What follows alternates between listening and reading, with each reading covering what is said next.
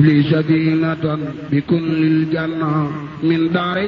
minan yaatal minna. liggéeyub université bu Touba am na ci pàcc bu am solo boo xam ne Serigne Mountakha Mbacké Bachir moom la dénk Serigne Ahmadou Badawi mu ànd kook waa Rawdu Rayaahin ak boroomi xam-xam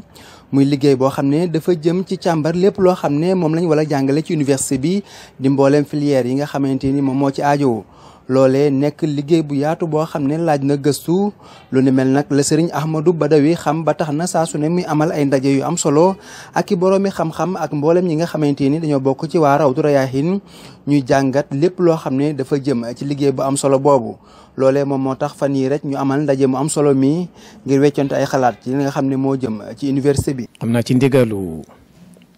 Cheikh Ahmadou Badawi Mbacké ibnu Cheikh Mouhamadul Fadil moom mi nga xam ne mooy saytu liggéey bi aju ci daara Cheikhul Khadim ji nga xam ne Cheikh Mouhamadul Muntaqa hafizahullah wa raah moo ko nam ma sos fii ci Touba. xam ngeen bi sëriñ bi joxe ndigal li ba tey moom kuréel gi mu jiite dafa am nuñ ko tërale ñi ngeen gis dañ doon daje tey ji mooy comité restaurant bi mooy al lajnatul musaghara daanaka mooy coordination générale liggéey bi ñoom ñooy coordonné liggéey bi fu ñu toll ñi ngi def ay daje di saytu liggéey bi la ca mat a joyanti ñu joyanti ko ci loolu ci lañ amale jataayu tey bii liggéey bi nag ni ñu ko tërale mooy ay commission bi sëñ Mountakha yëkkatee daara ji ba tey ci commission yooyu ñu ngi yëngutu daanaka liggéey bi mat na ay joyante yu ndaw rek moo tax léeg-léeg ñu daje daal ngir saytu ko xoolaat ko waaye tey liggéey bi mën nañ na mat na ndax xam ngeen université bi du rek tabax yi am na solo waaye dafa am lu koy xaar war koo gunge mooy programme yañ fay jàngale. lépp liñ ci def ci programme moo nekk li laytaay bâtiment yi nga xam ne moom la ñuy tabax fee ca daara ja ndax architecte yi nga xam ne ñoo koy taxaw biñ ci daataan yëngatu ci dara dañoo toog ak comité bi ak lijaan yi mooy commission yi ñu gaaral lañu xalaat ñoom ginnaaw bi ñu xamee programme ni mu tëddee nga xam ne lañ tëral foofa day méngoog programme bi lépp luñ ci def daanaka dañ ko méngale ak liñ tëral ci programme bi loola nekk lu am solo ndax ñoom itam wane nañ ci ubbiku goo xam ne lañ jëkk a liggéey biñ dikkee dañ ko gaaral ñu am ci ay modification ñu koy xool di ànd di ko saytu di diisoo di weccoo ba keroog ñuy am daal loo xam ne jàpp nañ ne mooy gën a méngoog gis-gisu seen Muntaxa bi ci daara Sëriñ Tuubaa ji loola mooy lu mat a bàyyi xel moom itam ndax ñee daal yëngatuwuñ fa lenn loo xam ne wóote na ak suñu programme bi ñu gaaral sànq nga xam ne lépp loo xam ne bépp jéego buñ ci mas a seqi daal muy ñiy toppatoo wàllu programme pédagogique bi ak ñi yore wàllu architecture bi di ingénieur yi bépp jéego buñ ci mas a seqi rek ñu ngi ko teg ci gis-gisu sëñ Mouhamadul Muntaxa bi nga xam ne moom la am ci daara Sëriñ Tuubaa ji loolee lu mat a bàyyi lu xel la ndigalam rek moo masuñ cee def lenn loo xam ne du moom lañ ko gaaral ba mu wéyal ko joxe ca ndigal ñu doog ca defar suñu jataay ñun xool wàllu technique bi na muy mën a amee ci nam gën a yombee loolu it lu mat a bàyyi lu xel la. ndax am na kuréel boo xam ne ñooy saytu njàngalem alquran mi muy commission daara yi wala daara ji nga xam ne moom lañ bëgg a def ci fee ca complexe bi. am beneen commission boo xam ne mooy toppatoo njàngaleem majalis mi mooy njàngaleem cosaan bi nga xam ne moom la waa dëkk bi gën a miin ca cosaan. am beneen commission boo xam ne école moderne ya maanaam école yi nga xam ne ñooy jàngale l'islam ci biir dëkk bi seen programme ya yow itam dénk nañ ko ab commission ñu saytuwaat ko gën koo méngaleeg bëgg-bëgg ak gis-gisu sëriñ bi. am beneen commission boo xam ne ay école spéciale maanaam daara yi ña fay génne nga xam ne mokkal nañ alquran ba noppi nga xam ne seen dox mën naa gën a gaaw ñu tegal leen programme spécial boo xam ne ci diir bu gàtt rek danañ mën a am seen shahada am seen diplôme CFA am seen diplôme BFM mën a continuer seenum njàng ñooñu it dafa laajoon ñu càmbaraat seen programme xoolaat ko baax a baax gaaral ko. am beneen commission boo xam ne moo yor njàngale mu kawe mi njàng li ñu mën a tudde université enseignement supérieur kooku it ñaari pàcc la benn bi njàngaleem diine la muy kulliyati dirasat al arabia al islamia ak njàngaleem métier mooy IFR bi jàngale métier ak technologie ñaari pàcc yooyu la juróomi pàcc yi ma wax yëpp benn bu ci nekk ba sëriñ bi joxe ndigal ba tey yaa ngay kër yi di daje di weccoo di diisoo lépp rek ngir sottal programme bi ci anam gi ko sëriñ bi bëggee tey jii alhamdulilahi rabbil alamin mën nañ ne daanaka tey bu daara ja noppoon ci tabax lañ fay jàngale ak ña koy jàngale daanaka lépp saytu nañ ko ba feeti la ko boor loola nag la comité restaurant bi di daje léeg-léeg di ko saytu bu baax a baax commission yi it benn buñ ci wax bu ci ne léeg-léeg rek nga amal ay ndaje yoo xam ne da nga càmbaraat liggéey bi waxtaanee la ca information yi nga xam ne moo bees ci liggéey bi ñu séddoo ko waxtaan ko bu baax a baax loolu daanaka mooy anamu liggéey gi nga xam ne comité bi ci lay liggéeyee boobu ak léegi li mat a dale xel daal mooy daanaka tabax yi rawagul programme bi jàpp nañ ne sax programme bi mën nañ ne moo raw tabax yi ndax tey bu ñu amoon ay tabax yu taxaw daara ji alquran ji mën naa tàmbali njàngale majalis bi mën naa tàmbali kulliya bi muy faculté étude arabe islamique bi mën naa tàmbali faculté wala IFR métier yi ak technologie bi mën naa tàmbali école yi nga xam ne it ñoo nekk ci biir dëkk bi te bokk ci njabootu sëriñ bi di fi jàngale programme boo xam ne programme dëkk bi la ñoom itam lépp loo xam ne moo war ci seen waajtaay commission yi nga xam ne ñoom lañ ko dénk sottal nañ ko bu yàgg ñoom itam ba ñu ngi xaar rek ndigalu sëriñ bi. bismillahi rahmaani rahim alhamdulilahi rabbil alamin allahumma salli ala muhammadin wa ala ali muhammadin wa sallim asalaamaaleykum wa rahmatullahi taala wa barakaatu mbokki jullit yi mbokki taalibe yi maa ngi leen di nuyu ci turu si Ahmadou Badawi mi nga xam ne moo jiite Rawdu Rayaahin daayira boobu nga xam ne moom la ci loxoom ci la Cheikh Mouhamadou Mountakha teg liggéey bi bi mu ko xalaatee mu doyloo ko teg ko ci loxoom moom itam mu taxaw ci temm wax dëgg yàlla ndax xam ngeen ni boobaak léegi yàggut waaye comme ni ko sëñ Abdou Lahad Lo mi waxee liggéey bi li ci ëpp solo taxaw na ko ba lépp tege na ci yoon ba manes naa wax ne noppi na mbir nag ginnaaw moom men mbir du mat moo tax rek waxtu wu nekk muy soññee ñu di soññ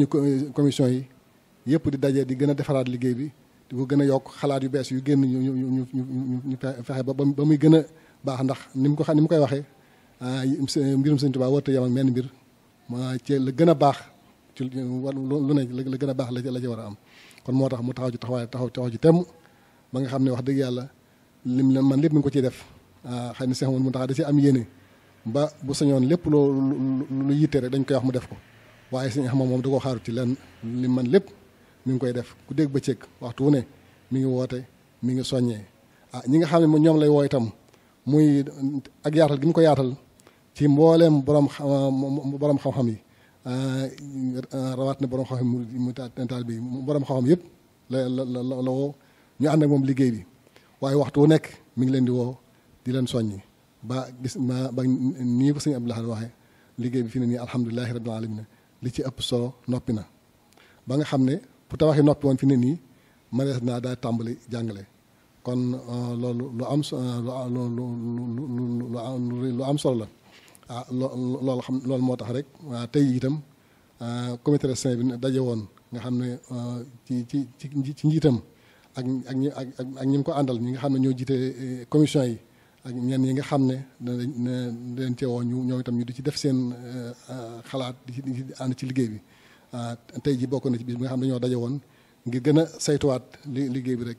ba lépp incha allah lépp mel ni ko nga xam ne moom la ko Cheikh Mouhamadou Mountakha bëggee kon loolu rek laa ne woon naa ko ci yokk waaye di ko sant moom Cheikh Mouhamadou Badawi waaye di sant mbooleem ñi nga xam ne ñi nga ànd ak moom di yëngu ci liggéey bi kon nag ñu jërëjëf ñu ngi sant bu baax yàlla nañu yàlla doolu tawfeex rek ba ni nga xam ne noonu la ko Cheikh Mouhamadou Mountakha bëggee muy liggéey Serigne Touba yàlla dafa ko ci tawfeex moom mi ko tekki loxoom waaye dafa ci tawfeex ñun ñëpp ba ni ko Serigne bëggee ñu ànd ak moom defee ko noonu jërë leen jëf. Asalaamaaleykum wa rahmatullahi wa barakatuhu. Nos salutations les plus chaleureuses à tous les croyants, tous les musulmans, tous les condisciples du monde entier. Il s'agit d'une synthèse des travaux de la structure à qui son éminence Serigne Mountakha Mbacké a confié la partie technique du travail qui consiste à mettre sur pied le complexe universitaire Cheikh Ahmadoul Khadim. Sous l'égide de Serigne Ahmad Badawi, responsable moral de Rawdou Rayaahin, ces travaux ont démarré depuis plusieurs mois. Il faut également préciser que, en fait, c'est le khalife lui-même qui est le principal, sinon le seul maître d'ouvrage du projet. Il est vrai, il y a un volet architectural que des techniciens de l'architecture prennent en main. Il s'agit des infrastructures, des bâtiments, des espaces à aménager et à construire. Mais c'est en parfaite cohésion avec l'équipe pédagogique qui s'occupe des programmes et des contenus pédagogiques. C'est une parfaite symbiose entre ces deux équipes. Autrement dit, les architectes ne peuvent pas concevoir des infrastructures sans des indications claires de l'équipe pédagogique ils travaillent de concert. Mais tout cela sous la supervision et sous la coordination du khalife général des Mourides, qui est en fait, comme nous l'avons dit, le véritable maître d'ouvrage du projet. Si on voulait faire un résumé simple de la structure de l'équipe qui constitue le fer de lance de ce travail, on peut retenir 5 commissions techniques qui se partagent les tâches sur le plan pédagogique. Nous avons une première commission qui s'occupe de l'enseignement du Saint-Coran, une seconde commission qui s'occupe de l'enseignement traditionnel mouride, traditionnel à Touba, le Majalis. Nous avons une commission qui s'occupe des structures existantes déjà dans la ville sainte et que nous appelons école moderne. Il y a également une commission qui s'occupe d'une école appelée école spéciale, parce que s'occupant d'enfants ayant mémorisé le Saint-Coran et à qui on doit appliquer un programme condensé qui les conduit à un cursus pareil à celui des autres. Et nous avons enfin une 4e commission, c'est la commission enseignement supérieur. Toutes ces commissions sont présidées par un responsable que nous appelons président de commission, avec des membres qui sont constitués d'enseignants, de chercheurs de la communauté. Nous avons ratissé large, parce que toutes les compétences sur le plan national et même sur le plan international, au niveau de l'enseignement, de la recherche, de la pédagogie, ont été mises en œuvre pour finir cette entreprise gigantesque. Toutes ces commissions sont sous la supervision d'une structure dénommée comité restreint. Un comité restreint donc, supervisé par Cheikh Ahmadou Badawi, qui s'occupe de la coordination des actions de toutes les commissions. Comme nous l'avons dit, ces commissions ainsi que la coordination ont démarré leurs travaux depuis plusieurs mois. Il est bon, chaque fois, de temps en temps, de se réunir, à peu près 1 fois, 2 fois par mois, de se réunir pour faire le point. Et à chaque fois que de besoin, on fait des rectificatifs pour poursuivre la tâche. Aujourd'hui, on peut dire sans risque de se tromper que si les structures, les infrastructures étaient livrées en ce moment même, les programmes ont été peaufinés, ont été validés et seraient prêts à être mis en œuvre. Donc nous terminons par souhaiter tout le succès possible à cette commission qui a la lourde responsabilité de conduire ce projet si prestigieux, si cher au khalife général des Mourides, Serigne Mountakha Mbacké, à qui nous souhaitons une longévité et une santé de fer. Wassalamu alaikum wa rahmatullahi wa barakatuh. لي سكينة بكل الجنة من داري من يعطى المنة